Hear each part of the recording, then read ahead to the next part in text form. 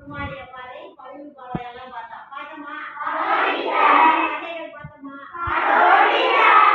வேற என்ன பார்த்தோம்? மண் வளத்தை பாதுகாப்பு பார்த்தோம். சரி, இப்ப என்ன படம் பார்க்க போறோம்னா, நம்ம அன்றாட வாழ்க்கையில பார்த்துக்கிட்டு இருக்க ஒண்ணுதான். சரியா? டெய்லி நியூஸ் பாப்பீங்களா?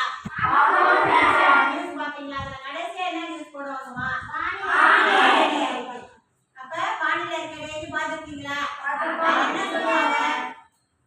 என்ன சொல்லுவாங்க? வெப்பநிலை எவ்வளவு இருக்குன்னு சொல்லுவாங்க. மழை பெய்யறதுன்னு சொல்லுவாங்க. வேற காற்று எப்படி இருக்குன்னு சொல்லுவாங்க. ஈரப்பதம் எப்படி இருக்குன்னு சொல்லுவாங்க. இல்லையா? அப்ப டெய்லி சொல்லுவாங்க, இல்ல வாரத்துல ஒரு நாள் சொல்லுவாங்க. டெய்லி சொல்லுவாங்க இல்லையா? அப்ப வானிலைங்கிறது என்னன்னா அன்றைய பதிவு. வானிலைங்கிறது என்னது? என்னது அன்னன்னைக்கு எப்படின்னா சூரிய வெளிச்சம், வெப்பம், மேகமூட்டம், காற்றின் திசை. என்னென்னமா? சூரிய வெளிச்சம், வெப்பம், மேகமூட்டம், காற்றின் திசை. சூரிய வெளிச்சம், வெப்பம், மேகமூட்டம், காற்றின் திசை, காற்றழுத்தம், ஈரப்பதம், மழைப்பொழிவு.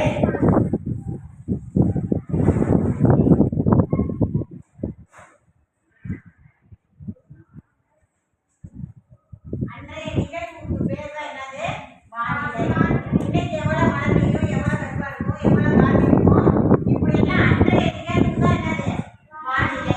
இது டெய்லி நம்ம பார்க்கணும். ஆனா காலநிலை அப்படிங்கறத ஒரு கேள்விப்பட்டிருக்கியா? வீட்டுல உங்க வீட்டுல விவசாயம் தான் பாக்குறாங்க இல்லையா?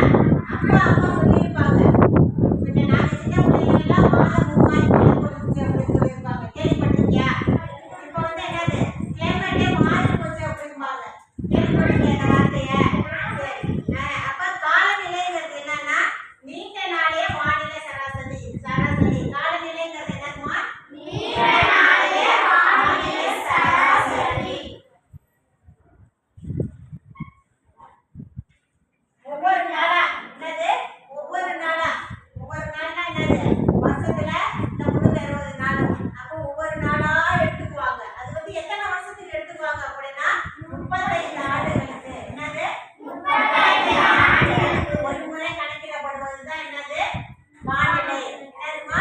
35 ஆண்டுகளுக்கு ஒரு முறை கணக்கிடப்படுவது வெளியே போடுவோம்.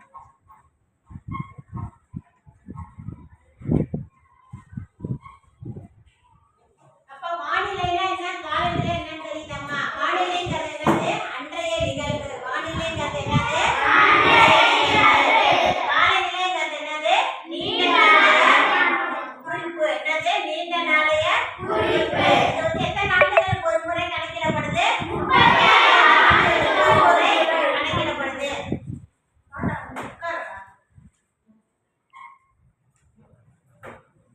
அடுத்து என்னது? வானிலை நிர்ணயிக்கும் காரணிகள். அடுத்து என்ன பார்க்க போறோம் நம்ம? வெப்பமண்டலம். புவியின் வெப்பமண்டலம். இதுதான் என்னதுமா? புவி. இது என்னதுமா? அது உலக வரைபடம். புவியின் வெப்பமண்டலம்.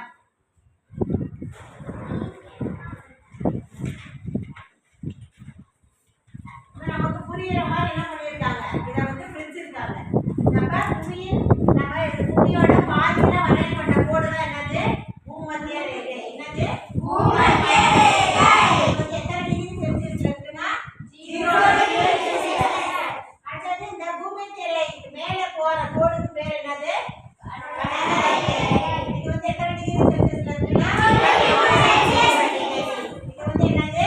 கடகரேகை. கடகரேகைங்கிறது இந்தியாவை ரெண்டாக பிரிக்கிற கோடு. கடகரேகைங்கிறது இந்தியாவை ரெண்டாக பிரிக்கிற கோடு. என்னன்னு பிரிக்குது? அதே மாதிரி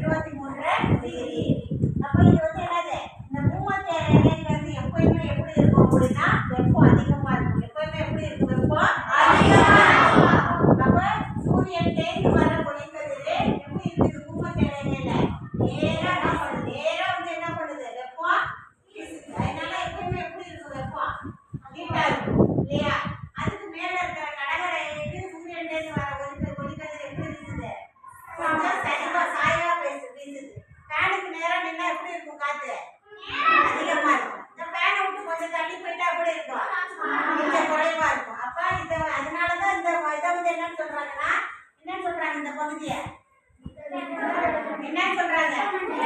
வெப்பமண்டலமா மிதவெப்ப மண்டலமா? மிதவெப்ப மண்டலமா? சரி. அதே மாதிரி கீழே என்ன இருக்குது? மிதவெப்ப மண்டலம். அதுக்கு அடுத்து 60 டிகிரி செல்சியஸ் இருக்காமா? இங்க சூரியன் தேடி ஒளி கதிர் இங்க வருது, இந்த 0 டிகிரி செல்சியஸ்ல அடிக்குது. அப்ப வந்து இங்க வெப்பம் அதிகமா இருக்குமா இருக்காதா? அப்புறம் மிதவெப்ப மண்டலம் சொல்றேன், வெப்பம் அதிகமா இருக்குமா இருக்காதா? அதனால எடுத்துக்காட்டு சொன்னேன், ஃபேனுக்கு கீழே நின்னா எப்படி இருக்கும் காத்து வரும். அதே மாதிரி சூரியன் தேடி வர ஒளி கதிர் பூமியில நேரா பூமத்திய ரேகை, நம்மளாம் பூமத்திய ரேகை பக்கத்துல இருக்கோம். அதனால நம்மளாம் என்னது வெப்பமண்டல பகுதியில இருக்கிறோம் இல்லையா?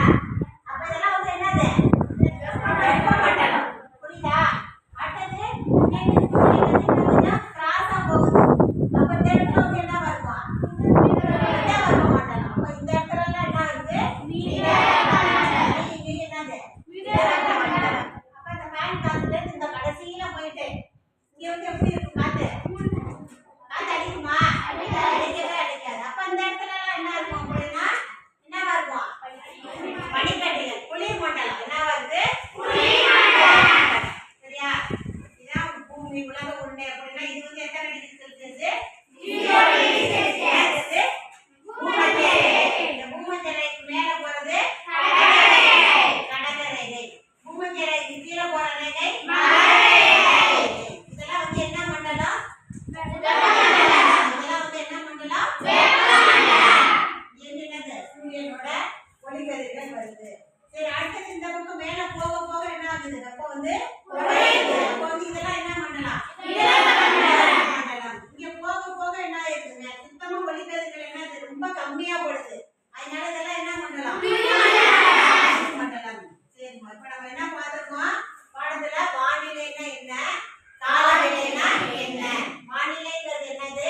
அன்றைய பதிவு. ஒரு நாளையோட சூரிய வெளிச்சம், வெப்பம், மேகமூட்டம், காற்று, ஈரப்பதம், மழை பொழிவு, இதை பத்தி அன்றன்றைய நிகழ்வு தான் என்னது? வானிலை. காலநிலைங்கிறது என்னது? நீண்ட நாளைய வானிலை குறிப்பு. நீண்ட நாளைய வானிலை குறிப்பு. இந்த நீண்ட நாளுங்கிறது எத்தனை வருஷத்துக்கு ஒரு முறை கணக்கிடணும்? சரி, அடுத்து என்ன பார்த்தோம்? புவியின் வெப்பமண்டல பகுதி. எத்தனையா பிரிச்சிருக்காங்க? வெப்பமண்டலம், மிதவெப்ப மண்டலம், குளிர் மண்டலம். என்னென்ன? வெப்பமண்டலம், மிதவெப்ப மண்டலம், குளிர் மண்டலம். அதுக்கு கீழே என்ன இருக்கு அப்படின்னா அந்த உறைபனி தான் இல்லையா? என்ன என்ன இருக்குது அண்டார்டிகாலாம்? உறைபனி. என்ன என்ன என்ன மனிதர்கள் வசிப்பாங்களாங்க?